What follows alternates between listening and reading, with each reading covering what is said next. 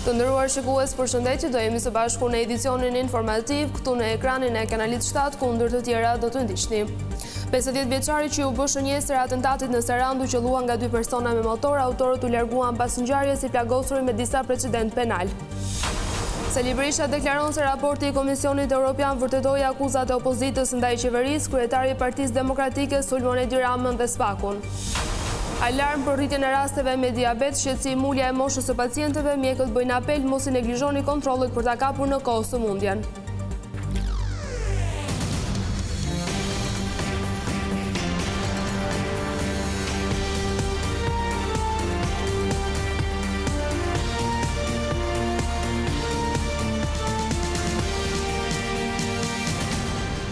Vjojmë qërësisht me lajmet. Detajet të reja kanë dalë në dritë nga atentatin ndaj 50 vjeçarit Thimjo Rubati në Sarandë, i cili mbeti i plagosur. Ai u qellua nga 2 persona që lëviznin me motor dhe u larguan menjëherë pas ngjarjes. Sa i takon motiveve të atentatit, policia po heton në disa pista, pasi Rubati kishte rekorde të shumta kriminale. Policia e Sarandës zgjeti një motor buzdetit që dyshohet se u përket autorëve që kanë plagosur me armë zjarri 50 vjeçarin Thimjo Rubati. Ai u qellua mbrëmjen e së premtes përpara biznesit të tij, ku u gjetën 9 gëzhoja. Donse hetimet nuk e kanë zbardhur të plot atentatin, dyshimet janë që autorët kanë qenë të mirë informuar dhe kanë ndjekur lëvizjet e shënjestrës. Por nëse provohet se mjeti i gjetur është përdorur prej tyre, grupi hetimor mund të shkojë drejt identifikimit të 2 personave përmes shenjave të gishtave, pasi motori nuk rezulton i dëmtuar apo i djegur. Një natë përpara ngjarjes në të njëjtin vend, djali i të plagosurit, 27 vjeçari Andrea Rubati, së bashku me 2 shokët e tij, Antonio Lefteri dhe Ëngjëll Dalanaj, dhunuan e kanosën me thik oficerin e policisë Mihal Velço. Grupi hetimor pretendon se organizatorët e kanë shfrytzuar qëllimisht ngjarjen e së njëjtës me qëllim për të devijuar hetimet. Madje ka informacione se ata e dinin që policia kishte sekuestruar një natë më parë kamerat e zonës për të lëvizur një zonë të pambuluar me kamera për të mos u ekspozuar. Thimjo Rubati ka qenë i arrestuar në Greqi për vrasje, i dënuar nga gjykata e Tiranës me 3 vjet burg për kontrabandë mallrash dhe vjedhje automjetesh, ndërsa në fillim të viteve 2000 për trafik klandestinësh, edhe djali i tij është i përfshirë në disa episode kriminale. Megjithatë, uniformat blu besojnë se plagosja e së premtes lidhet me konflikte pronësore. Një konflikt gjatë një darke familjare në Korçë degradoi në përdorimin e thikave, ndërsa u plagos një 18 vjeçar. Ai u godit pas debatit nga njërku i tij 37 vjeçar, i cili u arrestua nga forcat e policisë. Një ngjarje e rëndë është regjistruar mbrëmjen e së premtes në Korçë, ku një 18 vjeçar ka mbetur i plagosur në kokë, pasi dyshohet se është goditur me mjet prerës nga njërku i tij. I riu u paraqit në spitalin rajonal me plag në kokë, ndërsa hetimet zbuluan se ai ishte plagosur gjatë një konflikti për motive të dobta me njerkun e tij, Niko Baka, 37 vjeç. Burimet bën me dije se ngjarja ndodhi në banesën e bashkëjetueses së 37 vjeçarit, ku ishte organizuar një darkë familjare. Në tryezë ndodheshin djali i saj 18 vjeçar, xhaxhai i të riut dhe persona të tjerë. Gjatë konsumimit të alkoolit nisi një debat i cili më pas degradoi në konflikt fizik. Në kulmin e përplasjes, 37 vjeçari dyshohet se mori thikën dhe e goditi të riu në kokë, duke i shkaktuar plagë. Pas ngjarjes, ai u largua menjëherë nga shtëpia. Por uniformat blu e lokalizuan autorin e dyshuar dhe më pas bën të mundur arrestimin e tij. 18 vjeçari mori ndihmën e parë në spitalin rajonal të Korçës dhe tashmë ndodhet jashtë rrezikut për jetën.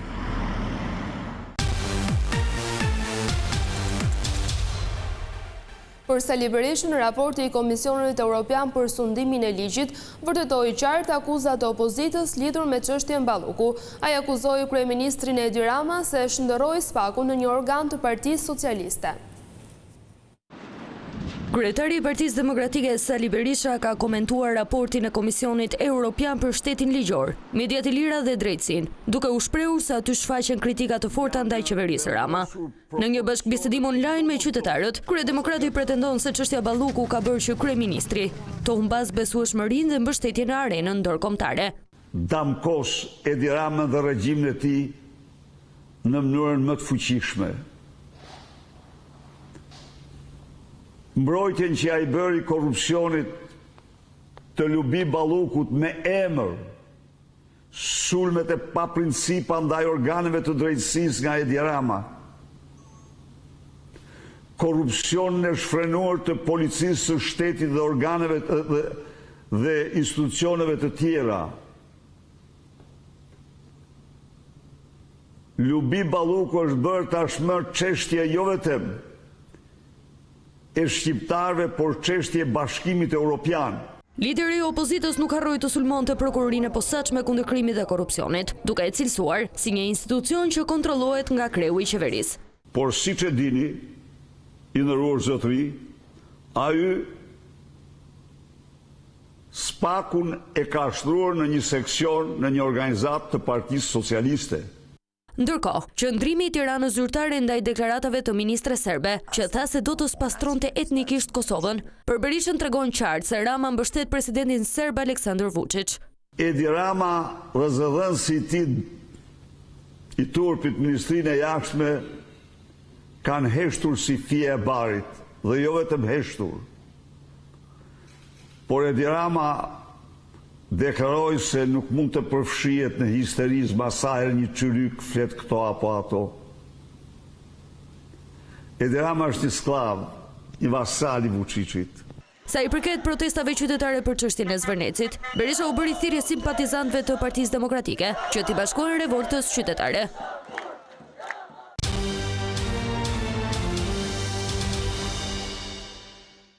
Ish drejtoresha e postës shqiptare në Durrës, Elisabeta Mataj, u la në burg të dështuar nga gjykata, ndërsa për ish shefen e financës Valbona Duni dhe arkëtaren Paula Dana, trupa gjykuese caktoi masën e sigurisë arrest në shtëpi.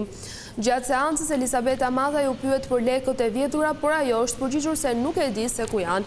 Po ashtu nga ana e prokurorisë u deklarua se Mataj është frekuentuese e kazinove, por ish drejtoresha ka deklaruar se nuk ja ndalon ligji diçka të tillë. Ish drejtoresha dhe dy punonjësit e tjera akuzohen se gjatë muajve prill dhe maj nuk kanë arkëtuar në arkën e degëve Shijak dhe Kruj shumën prej 69 milion lekësh. Këto para duhet të shpërndaheshin për pensione dhe ndihma sociale.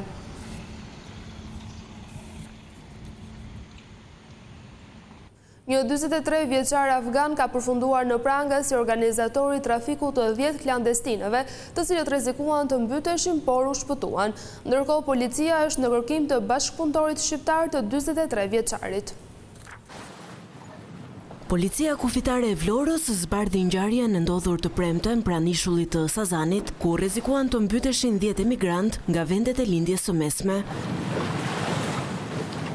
Policia ka arrestuar një 43 vjeçar nga Afganistani, i cili u kap në flagrancë duke trafikuar emigrantët. Me ndihmën e një shqiptari që nuk është identifikuar ende nga autoritetet, ai kishte organizuar nga Greqia futjen në mënyrë të paligjshme në Shqipëri të këtyre shtetasve nëpërmjet kufirit me shtetin grek.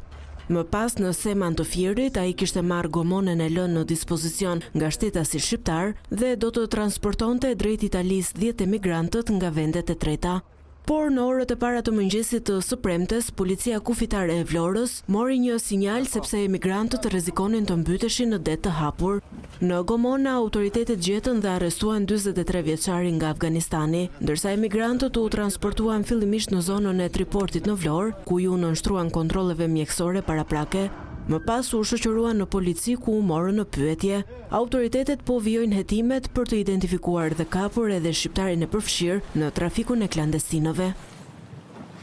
Një 39 vjeçar u arrestua nga policia këtë të shtunë, pasi akuzohet për trafik të lëndëve narkotike dhe pjesëmarrje në organizatë kriminale. Ai u kap në malësi të madhe, ndërkohë që sipas policisë ishte i kërkuar në Spanjë si trafikant të droge. Interpol Tirana po kryen procedurat për ekstradimin e 39 vjeçarit në Spanjë, ku autoritetet i kanë caktuar masën e sigurisë arrest në burg.